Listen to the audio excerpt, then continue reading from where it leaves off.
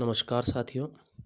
पिछले वीडियो में हमने संधि की परिभाषा और उसके भेदों के प्रकार एवं उनकी परिभाषा को समझा।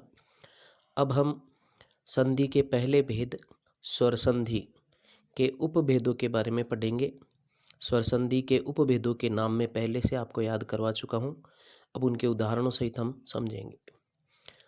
स्वर संधि के 5 भेद हैं: दीर्घ, गुण, वृद्धि, यण, अयादि, जिनको क्रमशः हमने पढ़ा था। तो उनके सूत्र भी हमने याद किए, आप उन सूत्रों को याद कर लें। उन्हीं के उदाहरणों को हम देख करके पता लगा सकते हैं कि कौन से उदाहरण में कौन सी संधि होगी।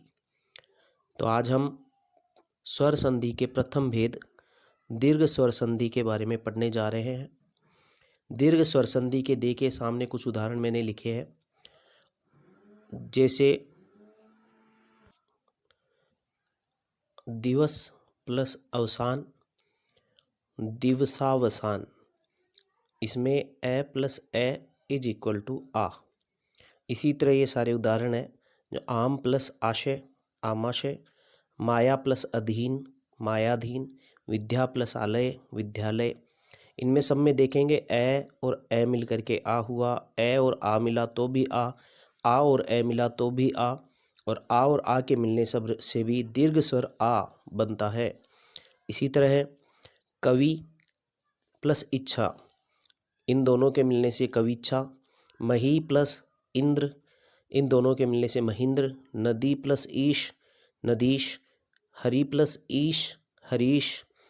यानी छोटी ई बन करके बड़ी यानी दीर्घ स्वर में बदलती है। ये सभी देखिए दीर्घ स्वर ही होता है अंततः, चाहे बड़ी ई और छोटी ई मिले, चाहे बड़ी ई मिले या छोटी ई से बड़ी ई मिले। इसी प्रकार सु प्लस उक्ति, सूक्ति। सिंधु प्लस ऊर्मी, सिंधूर्मी। वधु उत्सव, वधूत्सव। भू प्लस उधर्व, भूधर्व। तो छोटा ऊ प्लस छोटा ऊ इज इक्वल टू बड़ा ऊ, यानी दीर्घ स्वर बन रहा है। यहाँ ये तीनों ही दीर्घ स्वर है, आ, ई और ऊ। ये तीनों दीर्घ स्वर जब बनते हैं तब वहाँ दीर्घ स्वर संधि होती है। तो इसी अनुसार इसका नियम बना है, इसकी परिभाषा बनी है।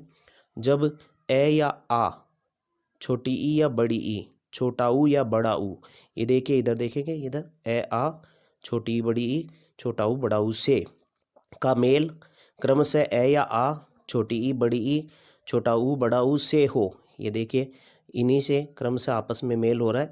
तो एक दूसरे से आपस में क्रमशः, यानी क्रमशः का मतलब इसका इससे, इनका इनसे, इनका इनसे मेल हो, तो फिर दीर्घ स्वर आ, ई, ऊ बनते हैं।